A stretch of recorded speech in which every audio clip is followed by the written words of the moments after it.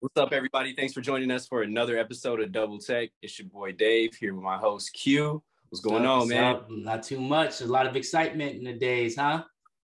Yeah, that's right. On the first day of the NFL divisional round playoffs on Saturday, both of the upsets were victorious. Both away teams getting the victory, and two number one seeds knocked off in the NFL playoffs for the first time since 2010. So this was an unlikely scenario, but we talked about how this could happen. Yes, we did. What are your reflections on that first game of the day, which was Joey B getting that dub? Right. My first reflection is, we made safe picks yesterday and not the right picks. I just want to point that out, right? We discussed that, right? We said we picked a team because it seemed like they had to win, and then gave 40 examples of the many ways they could possibly lose it and how the other team can make it work. And what we saw from Joe Burrow and the Bengals and the Titans game is exactly what we said. The one thing that can lose us this game is if you got to win it using Ryan Tannehill. And that's exactly where things went wrong. Overall, the Titans played a better game of football. The Bengals played a cleaner game of football. And it reflected, obviously the many interceptions. And then you go and, Joe Burrow sat 10 times. And like we said, that boy has a way of getting up off that ground and playing football. And that's exactly he was unfazed by the pressure, which I think was amazing to see from somebody so young. But not only was it the age consequence, this is somebody who's been through a major injury. And how often do they get gun shy? How often do we see somebody who's had a major leg injury, especially, come back to playing quarterback and it needs an extra season to get used to being in the flow? That's one of the things we saw with Dak early in the season, that he was able to work through and gain his confidence back after his injury. Joe Burrow has been hitting it ground running. No issues. Great. Yeah, and we saw that the 9 sacks that he was taken down for did not mean as much as the 3 interceptions by Tannehill. It was the additional possessions that really hurt them. And special teams was in favor of Cincinnati. I mean, their kicker was on fire. Yes. That guy's an ace, right? He came out and as they were lining up to hit the game-winning field goal, he told Burrow he already knew what time it was. Looks like we're going to the AFC Championship. What's up? First time since 1989, and he says it's nothing, no big deal. It's nothing. Yes. They were able to punt the ball and keep them having to drive the entire length of the field, and we saw that Derrick Henry's a mortal man, right? When you got a plate in your foot and 4 screws, right? He didn't look like the Dom squad running back that we expect. He didn't look like Hall of Fame Derrick Henry, and we know he will next season. And that was exactly what I was saying yesterday was, was a lot of excitement in him, but my worry was, what Derrick Henry do we get back, right? Mm-hmm. And he had a couple of big plays, which was expected, but they were kind of meaningless, right? When you look back at the interceptions. And the Titans defense did what they wanted to do to win that game. They did a bend don't break. They did to a point. Yeah. I will say the Bengals were driving, and Joe Burrow was getting his here and there. But when you get 10 sacks, that's what you want. That's exactly what you want. And then when they are allowing points, they're allowing field goals. They're not letting them in the end zone, and they're trying to keep the game as low scoring as possible, so that way they don't have to get on the back of Tannehill. You know what they were waiting for? That famous, you always see, big run by Derrick Henry in the 4th when you have that last opportunity and nobody believes in you. And I give all respect to the Cincinnati defense for not letting that happen. Yeah, and there was a couple short yardage situations. I mean, we saw 3rd and 1s get stuffed with 5 minutes remaining in the game. That if Tennessee converts there, maybe it's a different outcome, right? They gave it to Tannehill on a QB sneak. They got nothing. That was a wash play. You probably don't call that at all with fully healthy Derrick Henry. Yeah. And that was demoralizing, I think, in the 4th quarter for the defense that we had watched play so hard and finish and get to the quarterback, that they were giving up the easy possessions to Chase that we said were huge. You cannot allow, right? Yes. We spoke yesterday on how they needed to be double teaming Chase constantly, and it would require one of the additional players to step up, like Higgins, for example. And he did. But with Chase able to take advantage in that 4th quarter and on the final drive especially, they were not ready, and it looked like their heart was taken from their own team. Yes, it was Joey Burrow, but it was really the fact that, man, we don't believe in Ryan Tannehill, right? Yeah, they didn't believe in him at all. And when you lose that type of faith from your team, that's tough, because we've been told about how much of a quarterback renaissance has been for him in Tennessee, but really this is just the same old Tannehill we expected. Well, it's the Tannehill they wanted, though. To the mean, or well, it's the Tannehill they wanted, though, right? Except for yesterday wasn't the Tannehill they wanted. The Tannehill they wanted was just to go out there. His job was to throw no turnovers, make the easy passes, don't do too much, because he does well at that any other day of the week.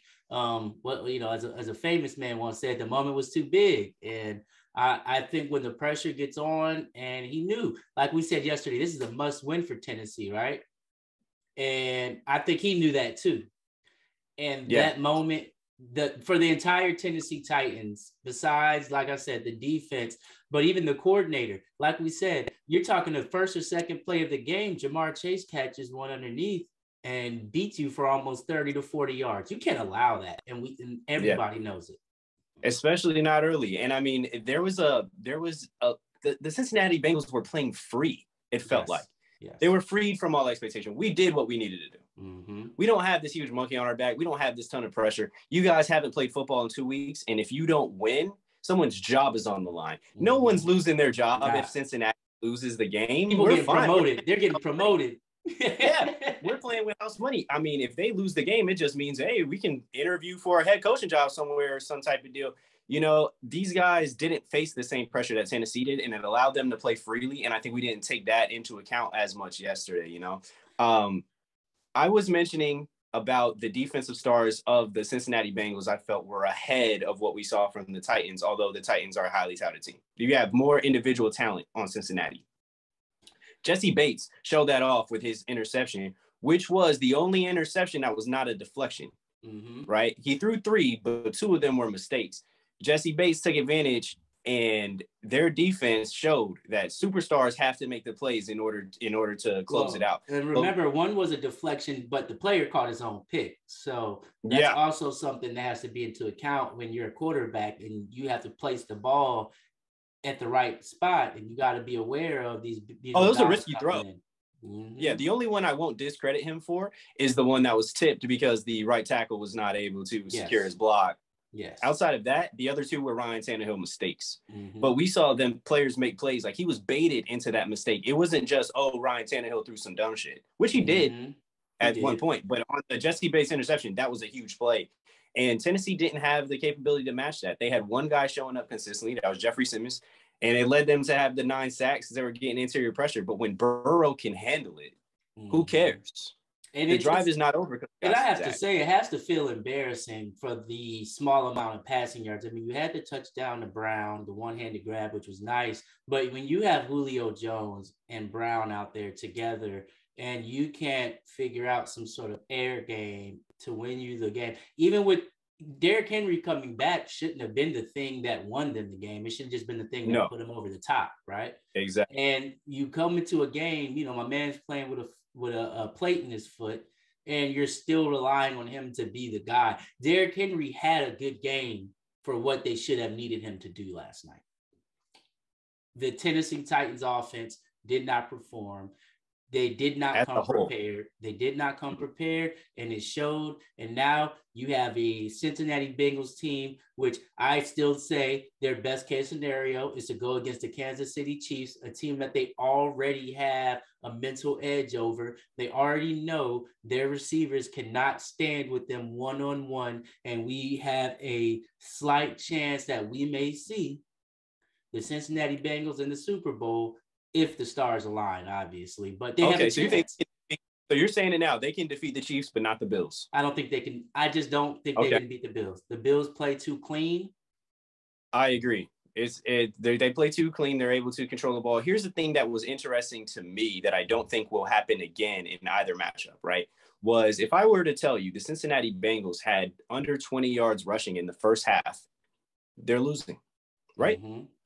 They lost the game. Instead, Joe Burrow carried the entire offense the entire game. Now, is he capable of doing that in a matchup against one of those quarterbacks, Mahomes or Josh Allen? Yes, if the offense is clicking on all cylinders. If with the absence of a running game, I don't think he can keep up with those two guys in the shootout. And he struggled. You remember they struggled in the running game in the first showing against Kansas City. They had to go away from it, unfortunately, but he made it happen. He realized one thing. I can put Jamar Chase. If you see him one-on-one or you see Higgins one-on-one, I'm throwing it. And I don't know if that capability lasts versus the Bills, because the Bills will run it up fast, right? When they get going, it's going to get tough. They can run the ball. They're not the best running team, but they can run it enough to keep you honest. You're going to have to play a full game of football. So we'll definitely see what's going to go on there. Like I said, it's disappointing what happened to Tennessee. The first number 1 seed to drop, and, later we'll talk about the other number 1 seed. But, I could believe it, because we said everything that was going to go wrong, and it went wrong. We made the wrong picks. But something's going to change there. And, that's a conversation for another day. But Tennessee is going to definitely have to make some changes. I'm not letting myself bank playoff victories on Ryan Tannehill again. You lost Never trust, again. Man. You lost with trust. Out of here. Joey B, welcome. Open arms, my guy. You almost got to say now, I can't bet against Joe. Not in the big moment. Whoa, we'll have to see whether the Chiefs-Bills match up. We got a week to talk about that one. But Double Take fans, let us know how you guys feel. Like and subscribe to this video and comment. Do you guys think that the Bengals have a real chance in the AFC Championship game? And what do you think the Titans could have done differently to get a victory in this one?